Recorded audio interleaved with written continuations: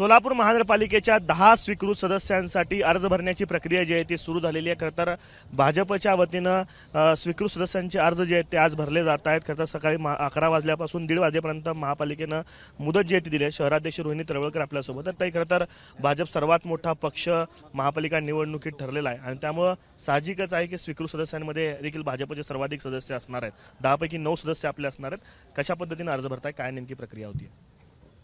भारतीय जनता पार्टीला यावेळेला 87 नगरसेवक आणि आमच्याबरोबर असलेले राष्ट्रवादीचे नगरसेवक, आता आमचं गठबंधन झालेलं आहे आमचं वैभव हत्तुरे, या आमचे जवळजवळ 88 सदस्य झालेले आहेत महानगरपालिकेमध्ये आता।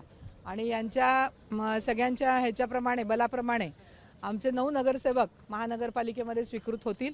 आणि या 9 नगरसेवकांमध्ये भारतीय जनता पार्टीने जो क्रायटेरिया ठरवलेला आहे त्यामध्ये प्रामुख्याने सर्व समाजाला, ज्या समाजाला न्याय मिळालेला नाही किंवा अल्प प्रमाणात मिळालेला आहे, किंवा भारतीय जनता पार्टीमध्ये असे जे कार्यकर्ते आहेत की जे जुने आहेत, अनेक वर्ष भारतीय जनता पार्टीच्या अनेक नगरसेवकांना निवडून त्यांनी आणलेलं आहे आणि आपल्या गावाच्या मध्ये कुठल्याही प्रकारची पदाची अपेक्षा न करता ते अव्याहतपणे काम करत आहेत, परंतु त्यांना हे सन्मानाचं पद द्यावं असं भारतीय जनता पार्टीने ठरवलं आणि काही जुन्या जाणत्या कार्यकर्त्यांना संधी भारतीय जनता पार्टी देणार आहे। तर महिला असतील, तरुण असतील, काही क्रायटेरिया असं डिसाईड केलं कोणाला किती? तरुणांना पण संधी त्याच्यामध्ये देण्यात आलेली आहे, महिलांना देण्यात आलेली आहे आणि काही जुन्या कार्यकर्त्यांना, सर्वांचा समावेश केलेला आहे त्याच्यामध्ये। खरं तर तुम्ही देखील स्वतः अर्ज दाखल केलेला आहे, काय याबद्दल सांगाल? कारण निवडणुकीमध्ये आपली महत्त्वाची भूमिका होती, अर्ज आपण आज केलेला आहे।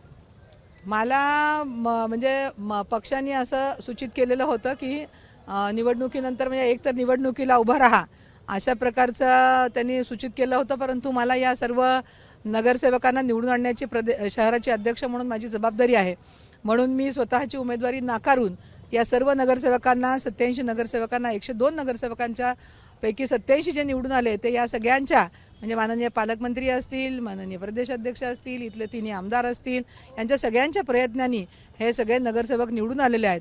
त्यामुळे पक्षाने अशा प्रकारचा निर्णय घेतला की ताई, तुम्ही स्वीकृत झालात तर जे नवीन नगरसेवक आहेत त्यांना मार्गदर्शन कराल आणि सभागृहामध्ये जो पक्षाचा कामाचा ठसा आहे तो उमटवण्यासाठी तुमची मदत होईल, असा पक्षाने मला आदेश दिल्यामुळे आज मी स्वीकृत नगरसेवकाचा अर्ज दाखल केलेला आहे। एकंदर आपण सार्वत्रिक निवडणुकांमध्ये पाहिलं की भाजपकडे 102 जागांसाठी 1200हून अधिक अर्ज आलेले होते। आता देखील 9 जागा असताना देखील शेकडोंच्या संख्येने अर्ज आपल्याकडे आलेले होते। किती अर्ज प्राप्त झाले होते आणि त्यातले किती लोकांना पक्षानं आता अर्ज भरण्यासाठी सांगितलं? 200 अर्ज प्राप्त झालेले होते आणि त्यापैकी 20 लोकांना आपण त्याच्यामध्ये संधी, 20 लोकांची शॉर्टलिस्ट केली आणि त्यापैकी 9 लोकांना आपण संधी देणार आहोत।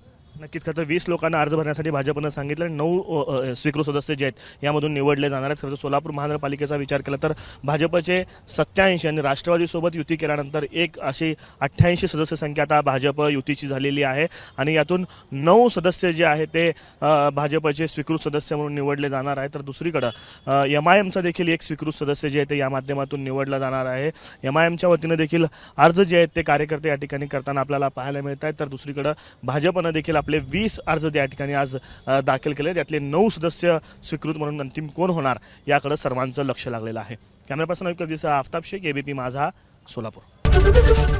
ABP माझा, उघडा डोळे बघा नीट।